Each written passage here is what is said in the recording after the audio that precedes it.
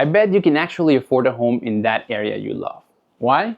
Well, let me tell you the story of Camila, a client who bought a home in Coral Gables and she thought she could not afford a home in Coral Gables at all. Why? Because she was only looking at asking prices on Zillow and not how much the homes actually sold for.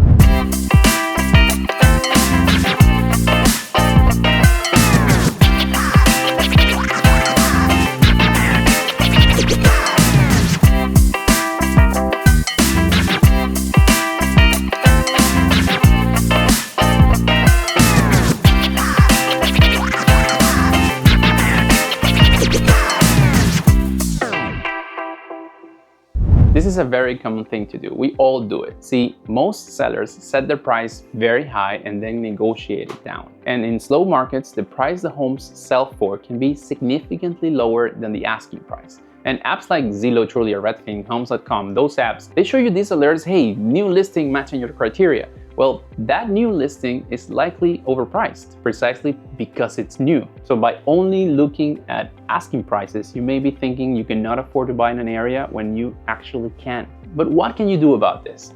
I'm all about actionable information, so here's what I do. I use the MLS, but you can do this in any app because all of these apps have filters to show you the recently sold homes in the last 3 to 6 months. I always create 2 lists for my clients. One with what's for sale, so you can see what's available, and another one with what just sold, so they know how much other buyers are paying. And this way you get a better feel of what the homes are actually selling for in the area you want with the criteria you're looking for. This is truly life-changing. I'm not exaggerating, especially right now in 2025 in Miami. At the beginning, the seller has their expectations set high, but after their home sits on the market for a while, they start learning that if they truly need to sell, they need to reconsider the price. Let's go back to Camila, because we made an offer back in September for their ideal home and it got rejected. The seller accepted another offer, obviously higher, but the home stayed pending for months and months, and Camila moved on from it. We started seeing other homes and we continued to search, made other offers. One day we found that the home was switched from pending to back on market. So I encouraged her to make the same lower offer again. And guess what?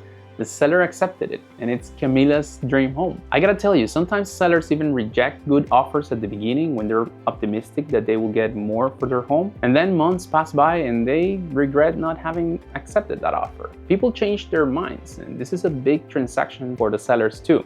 They're afraid of making mistakes just like you. So if you're considering buying a home in a certain area, you're probably spending your nights on an app seeing what's for sale in an area, right? We all do it. But don't let asking prices deceive you. Set an alert for sold homes in that area and pay attention to what the homes are actually selling for.